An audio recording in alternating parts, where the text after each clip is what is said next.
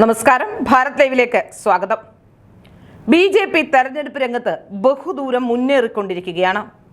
എന്ത് പറഞ്ഞ് BJPയെ ഇല്ലാതാക്കുമെന്ന സംശയം ഇടത് വലതു മുന്നണികൾക്ക് ഈയിടെയായി ഉണ്ടായിരുന്നു. തെരഞ്ഞെടുപ്പ് രംഗത്ത് ഇത്തവണ തങ്ങൾ വിചാരിച്ചതുപോലെ നടക്കില്ലെന്നും BJP നേട്ടമുണ്ടാക്കുമെന്നും ഇടത് വലതു മുന്നണികൾക്കെല്ലാം അറിയാം. അത് ഒട്ടൊന്നുമല്ല അവരെ അസ്വസ്ഥരാക്കുന്നതും.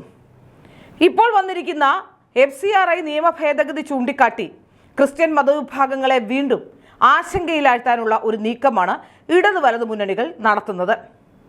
കഴിഞ്ഞ കുറേ നാളുകളായി ഇത്തരത്തിൽ വഖഫ് ഭേദഗതി ബില്ല് വന്നപ്പോഴും അതുപോലെ തന്നെ പല പ്രശ്നങ്ങൾ പൗരത്വ ഭേദഗതിയുമായി ബന്ധപ്പെട്ട വിഷയം വന്നപ്പോഴുമൊക്കെ ഇത്തരത്തിലുള്ള ആരോപണങ്ങൾ അല്ലെങ്കിൽ നറേറ്റീവുകൾ ഉണ്ടാക്കി ഒരു വലിയ ഭീതി സൃഷ്ടിക്കാൻ കേരളത്തിലെ ഇടതുപക്ഷവും വലതുപക്ഷവും ശ്രമിച്ചിരുന്നു. എല്ലാ കാലത്തും ഇടതുപക്ഷവും വലതുപക്ഷവും ന്യൂനപക്ഷ വിഭാഗങ്ങളെ BJPയിൽ നിന്ന് അകറ്റി നിർത്താനും സംഘടിതരായ ന്യൂനപക്ഷ വിഭാഗങ്ങളുടെ വോട്ട് നേടിയെടുക്കാനും നടത്തിക്കൊണ്ടിരുന്ന ഒരു പ്രചരണത്തിന്റെ ബാക്കി എന്നോണമാണ് ഇപ്പോൾ പുതിയ പ്രചരണം ആരംഭിച്ചിരിക്കുന്നത്. ഇപ്പോൾ സ്ഥാനാർത്ഥികൾക്കൊന്നും സമയമില്ല എന്ന കാര്യം നമുക്കറിയാം. സ്ഥാനാർത്ഥികളെല്ലാം തിരക്കിലാണ്. ഈ നിയമ ഭേദഗതിയെക്കുറിച്ച് പഠിക്കാനോ എന്താണ് സംഭവിച്ചതെന്ന് നോക്കാനോ പോലുമുള്ള സമയമില്ല. അപ്പോൾ കേരളത്തിലെ മുഴുവൻ സ്ഥാനാർത്ഥികളെയും വളഞ്ഞിട്ട് പിടിച്ച് അവർ മറുപടി പറയേണ്ടതുണ്ട് എന്ന് പറഞ്ഞുകൊണ്ട് പലപ്പോഴും ഇവർ FCRI നിയമ ഭേദഗതിയെക്കുറിച്ചുള്ള വാദങ്ങളാണ് മുന്നോട്ട് വെക്കുന്നത്.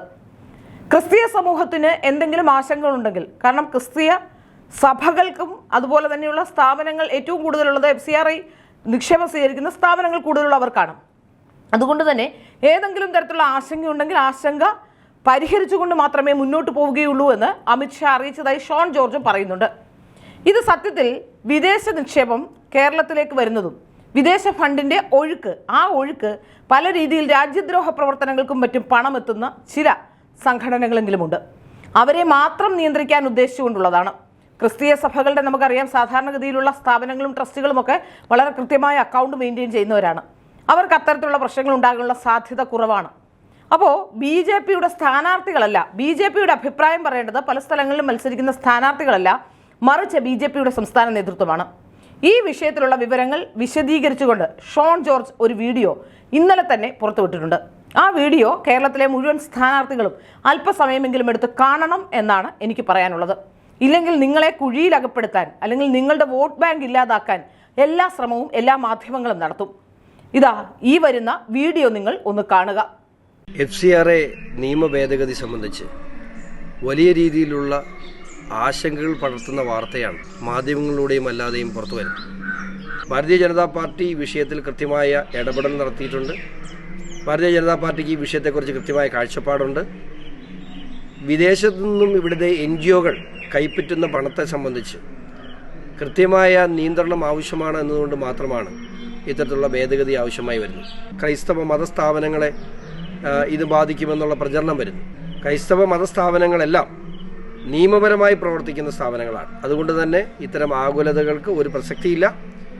ഏത് തരത്തിലുള്ള ആകുലതകളുണ്ടെങ്കിലും അത് തുറന്ന ചർച്ചയിലൂടെ പരിഹരിച്ചു മാത്രമേ മുമ്പോട്ട് പോകൂ. അതിന് BJP കൂടെയുണ്ട്.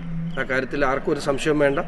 കേന്ദ്ര സർക്കാർ ഈ വിഷയത്തിൽ വളരെ അനുഭാവമായ നിലപാടാണ് സ്വീകരിച്ചിട്ടുള്ളത്. എന്നാൽ വിദേശ പണം കൈപ്പറ്റുന്ന പല സ്ഥാപനങ്ങളും രാജ്യവിരുദ്ധമായ പല പണവും വരുന്ന NGOs ഇന്ത്യയിൽ പ്രവർത്തിക്കുന്നുണ്ട്. അതിനെ നിയന്ത്രിച്ചേ മതിയാവൂ. അതുകൊണ്ട് തന്നെ FCRI ഭേദഗതി നിയമം ആവശ്യമാണ്. അത് ഒരിക്കലും ഇവിടെ മാന്യമായി നടത്തുന്ന ഒരു സ്ഥാപനത്തെയും ബാധിക്കുന്നതല്ല എന്ന് പ്രത്യേകം അറിയിക്കുന്നു.